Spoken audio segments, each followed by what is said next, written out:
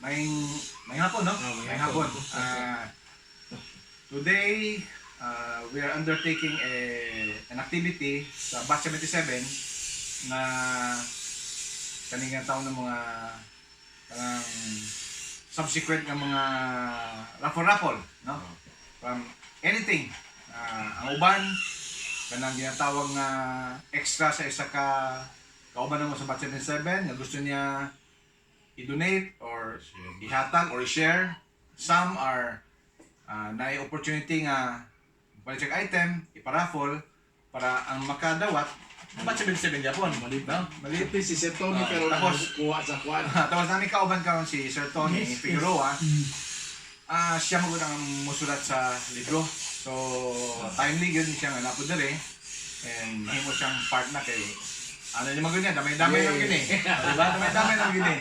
And this will become part of the salaman sa libro na ingon ani ang activity para ang atong kinabuhi na po yung meaning, no? Okay, ha? Good, sige. So, Ay, si Tony magkuhan, no? Hindi, kasi napay-gamay istorya ate. Ay, Sir Tony, istorya lang. Gamay. Sige. Oo, mas maayo man kay katong dunay ikapaambit at may ambit kay mga butang sa kalibutan murag fleeting man lang siya ang mga kalipay. Pero kung naay mas daghang tao nga malipay kung sa ato ang pagpaambit, mas maayo. Anyway, Sir Tony, isa na ka bunot. Kaya isa na may tag-iya. Susan Lau man eh. Tama. Ang birthday celebrant today. Birthday celebrant today. Si Kapitan. Si Kapitana, no? Kapitana Susan Lau sa Biao Eskwela. Sa Biao. Sige, so Ton, pick one. Isa lang eh. Okay. Birthday Ikaw, Gabriel. Gabriel niya, basa. Si Jenny Daog. Uy, Arthur Chua. Atik. Arthur Chua. Idol. Arthur Chua. Idol kay Basik.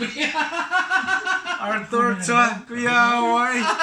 So, ay pagdapig-dapig. Sumuka yun. Okay. So, Susan Lau na lang. Toro. Toro. Sino na rin niya? Lagi. Good. Shooting yun. Shooting yun. Imo